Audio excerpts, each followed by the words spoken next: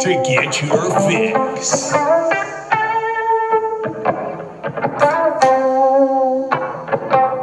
Are you ready? Are you ready to get your fix? Are you ready? Are you ready to get your fix? Are you ready? Are you ready to get your fix? Are you ready? Are you ready to get your fix? Are you ready? Are you ready to get your fix? Are you ready to get your fix?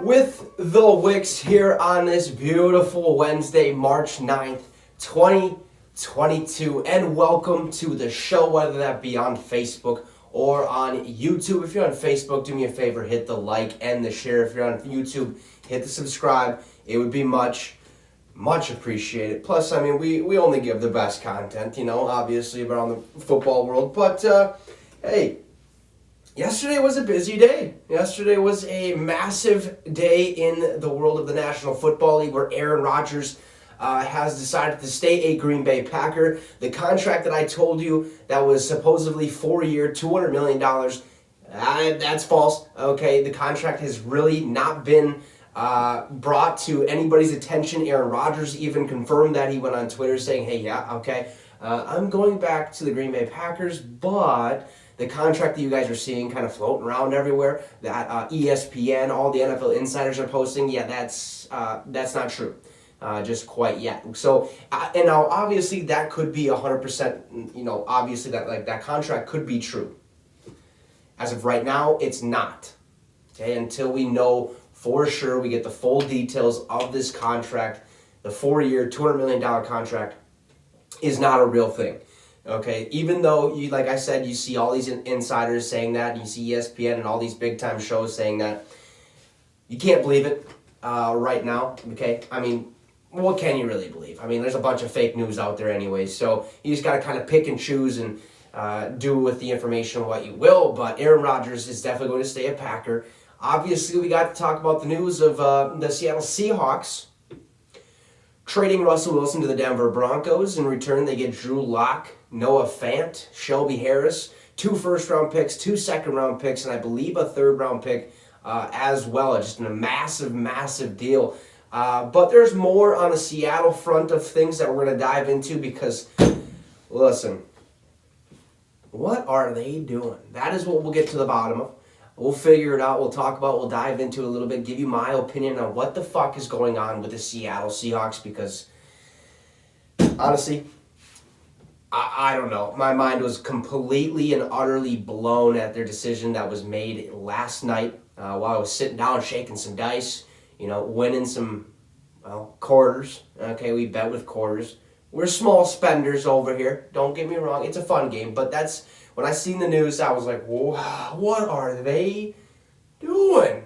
I mean, Jesus. But we'll talk about that here in a minute. Also, the Deshaun Watson situation might be cleared up by this Friday. We'll talk about that a little bit, kind of give you my 2 cents as well. The Colts made a massive move today, a move in which there's also an offensive tackle, Alejandro Villanueva, has decided to retire. We'll dive into that just briefly, kind of talk about that. Not really that long, but we'll give you guys what you need to know and why he decided. I guess not why he decided to retire, but that he did. And Arizona, they made an interesting move. Obviously, probably trying to clear some cap space, but we'll dive into that situation as well. But today is going to be a fun one. Okay, we got some information to talk about. First being Seattle. So, are you ready to get your fix? Well, last night or yesterday while we were doing the show, we kind of talked about the Seattle Seahawks trading Russell Wilson to Denver, in which I just kind of went over there briefly. So we knew right off the bat, okay, Seattle is going to be in the hunt for a new quarterback. Even though they got Drew Lock, I don't think he's going to necessarily be their starting quarterback going forward. He obviously, at this point in time, is going to be that guy. But Seattle can definitely go out and search for another quarterback, a better quarterback than Drew Lock. Obviously, there's multiple ones out there. Mitchell Trubisky, Marcus Mariota, Jimmy Garoppolo, Jameis Winston. I mean, the list is kind of, pretty long at who might potentially be going to a new team, a new organization, have a new fan base, and get to have a fresh start. That is kind of what's happening. So after all that nonsense happened, get done with the show, I'm just chilling, relaxing, shooting some dice or playing some dice, whatever you want. And my phone kind of lights up. I just take a quick glance, look back, I'm like, what the? Have to literally just pick up my phone, look at it for a good second, and said, what the fuck? The Seattle Seahawks decided to release longtime superstar linebacker Bobby Wagner. Blew my goddamn mind. Can't understand why they made that decision. First, they're going to let Russell Wilson walk out of the door when the whole talk around this organization was, oh, are you going to keep Russ or are you going to get rid of him? No. We're sticking with Russ. We're not going to rebuild. We're not going to do anything like that. We're sticking with the team that we got. We're going to add pieces around what we have here to potentially make us a playoff caliber team, make us a Super Bowl ready team. And that just wasn't the case, apparently, because after getting rid of Russell Wilson and getting a massive amount of how do you want to say it, assets back for it, draft picks, 3 people or 3 players, they said, let's get rid of our arguably the best linebacker we've ever had as an organization, Bobby Wagner. I mean, fuck it, right? I mean, who gives a shit? We don't need this dude. So now, in one day, Seattle got rid of 2 of their longest tenure players that they've had, and arguably 2 of the best players they have ever had in franchise history. They're so screwed. They are going to be a very, very bad team, in my opinion. Yeah, they still got DK Metcalf. Cool. They still got Chris Carson. Cool. Tyler Lockett. Cool. Their defense. Well, I mean, they're going to stink. The Seattle Seahawks, who are arguably arguably one of the toughest divisions in NFL, or in the NFL, the NFC West division with the Rams, the 49ers, and the Cardinals, who, by the way, the Rams just won the Super Bowl, the 49ers got to the NFC Championship game, and the Cardinals had an unreal start to their season last year, and are only continually getting better. Kyler Murray, DeAndre Hopkins, J.J. Watt, A.J. Green was over there. Christian Kirk, I believe, signed another contract. Their defense with Isaiah Simmons, Budda Baker. I mean, the list goes on and on of what the Arizona Cardinals have built over there. And Seattle says, well, fuck it. We're fine. All right, don't worry about it. We'll get rid of our best quarterback that we've had in quite some time. Okay, won us a Super Bowl. That doesn't matter. We'll get rid of our linebacker, Bobby Wagner, who, by the way, is an 8-time, he's played 10 seasons in Seattle. He's an 8-time All-Pro, an 8-time Pro Bowler. And I think he's been the leading tackler in the NFL since 2005. Take in mind, dude was drafted in 2012. That was his first season.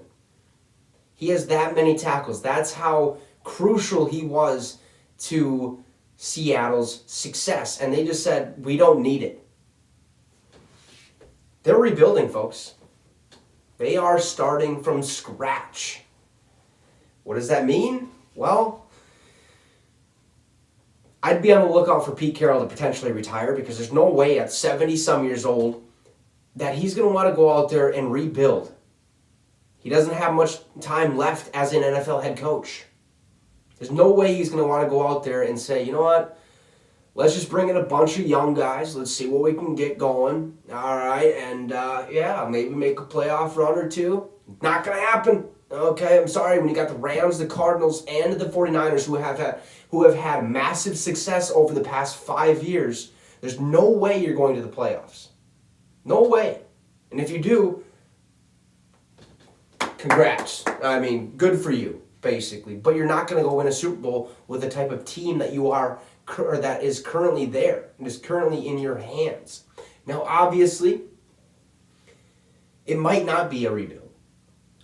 Because with the release of Bobby Wagner, obviously you trade Russ Wilson, his contract, gone.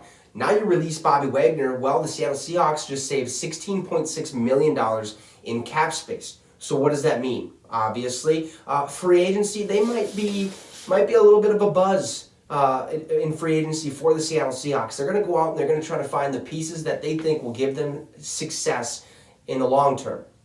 Obviously, they're going to need to boost up that defense. J.C. Jackson was obviously, he didn't get signed or didn't get franchise tag yesterday, so that means obviously free agent. He can go wherever he pleases. Seattle might be a destination for him. Obviously, we all know about their defense and how loud their stadium is with the 12th man and stuff like that. But you got to start asking yourself, are the Seattle Seahawks a prime destination? And by prime destination, I mean a destination where everyone kind of looks at and says, I would love to go play over there. I don't think that's the case anymore. If Russell was still there, that would be the case. It'd be a prime destination for all these free agents to kind of go say, hey, we can go win a championship over there because they got Russell Wilson. He automatically makes your team way better. If they don't keep Russell Wilson, if they just have Bobby Wagner, if they keep him on his roster, I think that still considers it as a prime destination because they still have one of the, if not the best linebacker in the National Football League. That's not the case anymore. So it's going to be really interesting to see kind of what unfolds for the Seattle Seahawks. Now, they're going to be obviously making a lot of moves in free agency. They're probably do a couple more trades. Who knows if DK Metcalf or Tyler Lockett's still going to be in the building at the end of the month or 2 months or whatever it is. I think they have till like July 15th or June 15th to kind of get all that sorted out with the free agents. But what are they doing? Like, this is just mind-boggling to me. I mean, it just doesn't make any sense. Like, you're telling me you're not going to rebuild at all. Not a chance, because you got Pete Carroll as your head coach, who is towards the end of his head coaching career. But then again, you go and release one of your best quarterbacks that's ever played on your franchise, and you release the best linebacker that's played on your franchise. And tell me you're not rebuilding. No, you're rebuilding. Okay, you're starting from scratch. Now you got Drew Lock as your your starting quarterback. Good luck there. He looked abysmal with the Denver organization. I mean, he was. It just blows my mind. I literally my mouth dropped as soon as I seen that was actually happening. That Bobby Wagner got released. Like, what is going on in Seattle? And I'll just say one more time, be ready for Pete Carroll to probably just fucking, all right, I'm out of here. Okay, see you later. That's all we're doing today. I guarantee you that's a real possibility at this point because Seattle last season wasn't good. Okay, they were not a good team. They were an okay team. They were like right in the middle of the pack. I think I had them towards the bottom of my power rankings. But now, they might for sure be at the bottom of my power rankings. I mean, I don't even know what to think about that whole situation because it just blows my mind. But anyways, on some, I guess, better news, not great news, but better news. Deshaun Watson, we've all been waiting to hear what the hell is going on with Deshaun Watson and his civil cases. Obviously, it's been, taking some time to get through the court and try to figure out what the fuck is going on. Is he guilty? Is he not guilty? What is going on? Like, what's happening? He hasn't been put on the commissioner's exempt list at all yet. That means they probably still have a little bit of faith that he is not guilty, which is good on the NFL, good on Roger Goodell for saying, hey, let's just wait. Let's let this whole thing kind of unfold, how it's going to unfold, and then make our final decision on what to do with Deshaun Watson. So obviously we were waiting for this news for quite some time. It got real quiet a couple months ago, or like a month ago or something like that. No news whatsoever. He was not even mentioned in any aspect of football until yesterday. Or actually until this morning. So the grand jury is going to hear evidence on Friday revolving around the Deshaun Watson civil cases, and basically going to somewhat, I think, they're not going to make a decision, but I think what they're going to do is they're going to hear this evidence, and then they're going to be like, okay, well, we gotta continue doing this. We gotta go back to another court. We gotta have a verdict. Or they're gonna look at this evidence and be like, well, this was a waste of our time. You're good to go. Go play football. Obviously, a lot of people are probably gonna be upset and pissed. Oh, we need justice for those people. It is what it is. Can't change it. Can't do it. I mean, you can only change what you can control, and you can't control this situation. Like, at all. So if the grand jury decides, okay, well, what is this? Like, we don't need to be wasting our time on some false evidence or some people that potentially are just trying to get some extra money. And I don't know if that's the case. Yeah, I do not know. And if he is guilty, complete scumbag, don't want him in the NFL, don't want him around the NFL, don't want him, getting any sort of praise whatsoever, commercials, whatever it is. I don't want that for him. Because that makes him a scumbag, what he did. But if not guilty, this guy is one of the best quarterbacks in the National Football League and hasn't played for an entire season. He deserves a chance to prove himself once again.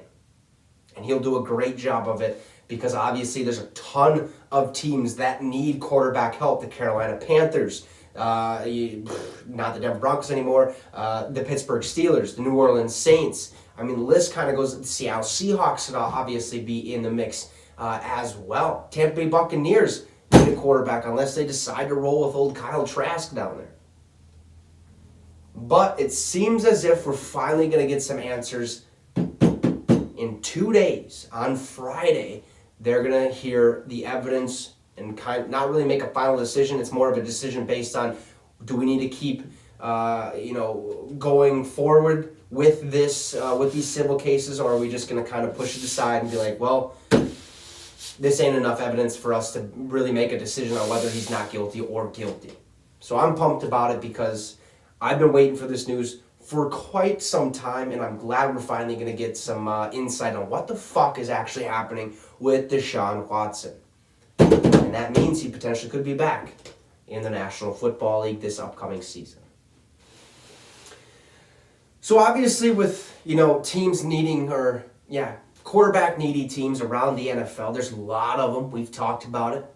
There's one team who has just recently broke into that category of needing a quarterback. And that is the Indianapolis Colts. The Indianapolis Colts have decided to trade quarterback Carson Wentz and a 2022 second-round draft pick to the Commanders for a 2022 third-round pick, a 2023 third-round pick that could turn into a second-round pick if Carson Wentz plays 70% of the snaps. They also get a 2022 second-round pick as well. So a lot of picks, that the Colts receive. And the Commanders, the new team, the Washington Commanders, get Carson Wentz, like I noted, and a 2022 second-round pick. So obviously that draft pick is this season, and I'm excited about it. I'm pumped about it. I kind of knew this was going to happen. I had a feeling it was going to happen, especially with all the talk on Carson Wentz. Just he really wasn't playing the Colts style of football. He sprained two ankles, or both of his ankles on one play.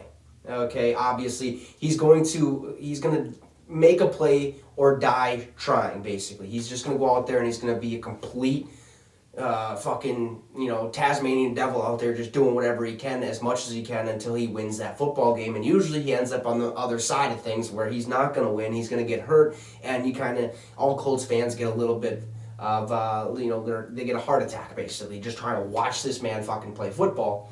And now that he's out of their organization, now the Colts are obviously in the needy or I need a quarterback right now kind of list, along with others that we've noted, Carolina Panthers and blah, blah, blah. Washington Commanders, I think they upgraded a little bit. Now, I do like Taylor Heineke.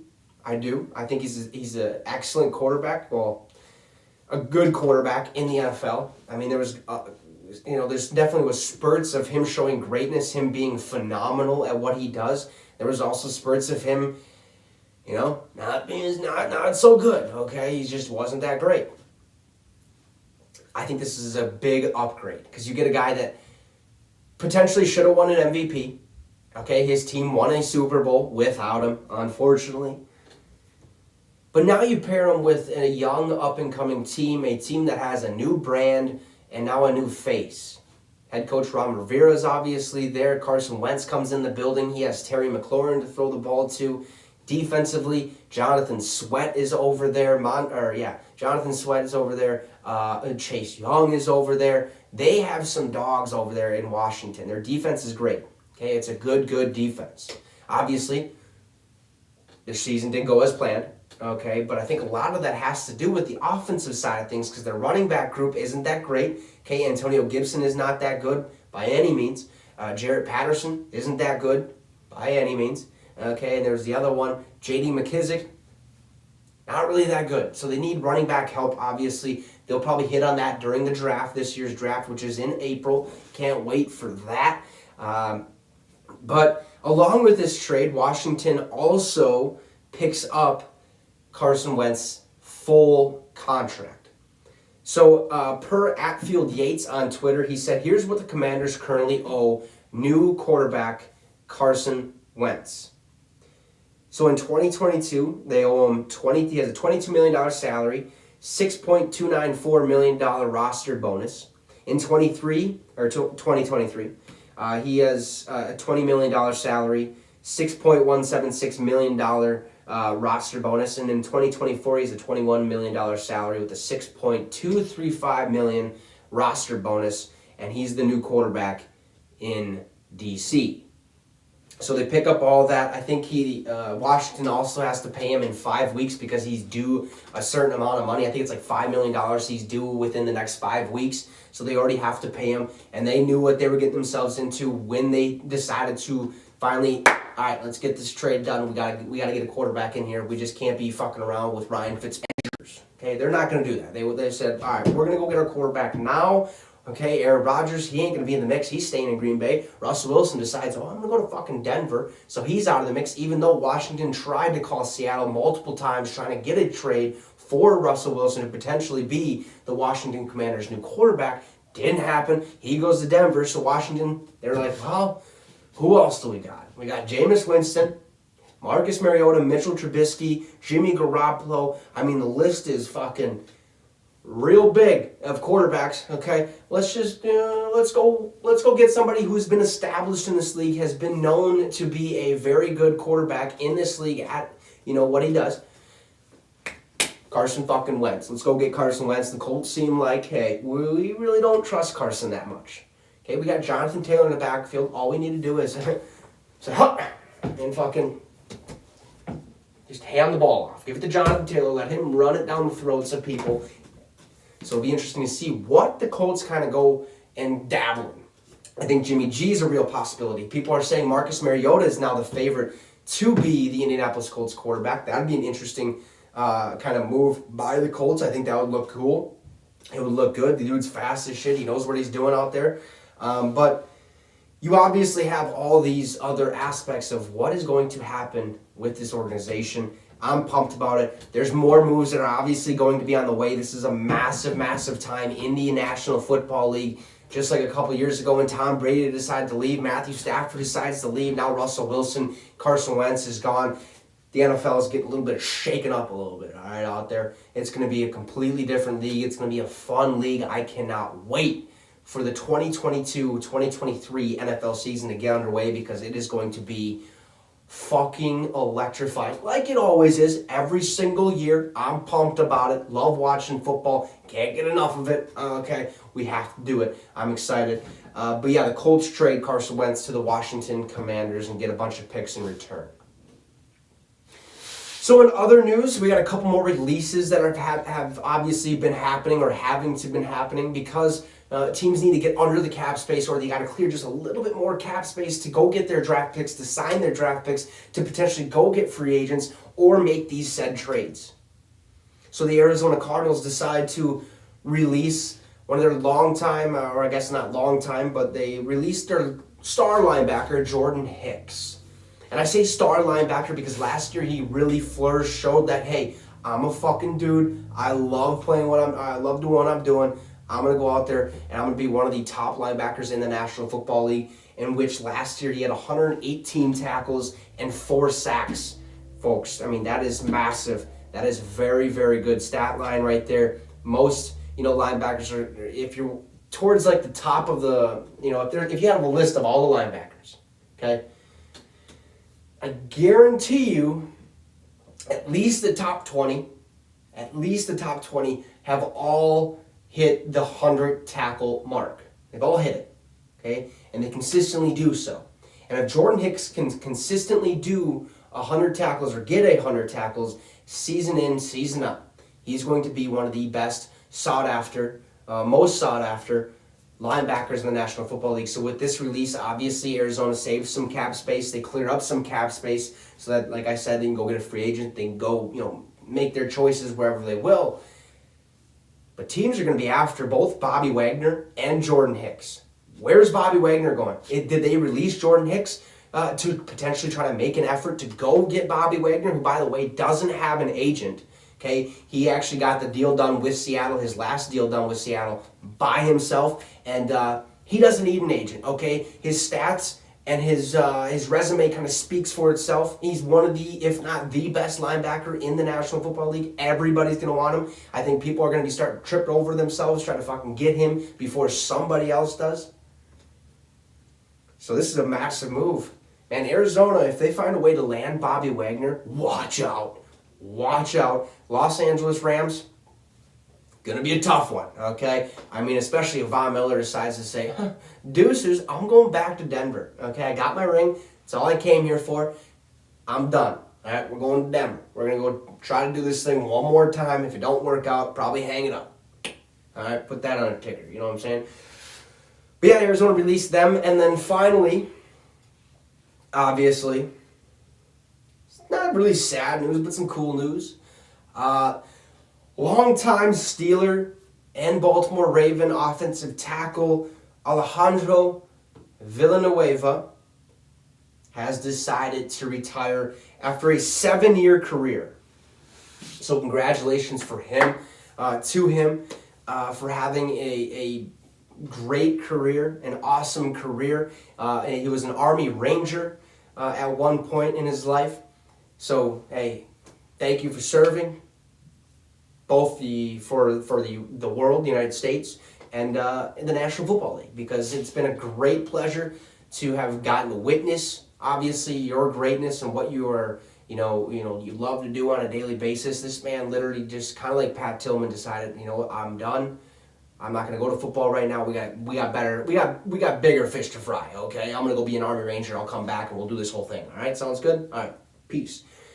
Has a 7-year career, an amazing career. Did what he needed to do. Okay, and says, hey, this ain't for me anymore. I'm gonna retire on the top of probably not the top of his game, but pretty close to the top of his game. And yeah, good for him. I mean, he started all 17 games for Baltimore last season. And since becoming a starter in 2016, has not missed a single game at all. So he stayed healthy. He treated his body right. And an offensive lineman or an offensive tackle, that's tough to do, okay? I mean, there's a lot of big boys coming your way. Your ankle's probably going to get broke every once in a while, or, you're going to sprain it or something. A lot of stuff can happen. But Alejandro Villanueva has decided to take his cleats, take his helmet, take his jersey, and said, you know, folks, hey, it's been a hell of a ride, but I'm going to retire. He hung it up, folks. He hung it up. And good for him. Good for him, because I think we all know how tough it is to finally call it quits on something, to finally, have something that you love to do all the time just come to an end. And I'm sure he's feeling those emotions, and I'm sure he could obviously still stay in the NFL, be an offensive line coach somewhere, or do whatever the hell he wants. And I hope he's happy in retirement and living the life to the fullest like everybody should. So with that being said, that is all I have for you guys today. Thank you so much for joining me on the show, whether that be on Facebook or on YouTube. If you're on Facebook, hit the like, hit the share. If you're on YouTube, hit the subscribe. It would be much, much appreciated. We will be back here tomorrow at 6 p.m. Central Time to dive into more news from around the National Football League, because that is what we do. And I hope, well, actually, I know we're pretty good at it. Okay, at least I know I'm pretty good at it. I love doing this. I love talking to you guys, and I hope you guys have a great rest of your day. Stay safe out there. The cold is almost gone, and it's almost over with. I cannot wait for that. Have a great one. We'll see you tomorrow. And you just got your fix with the Wicks.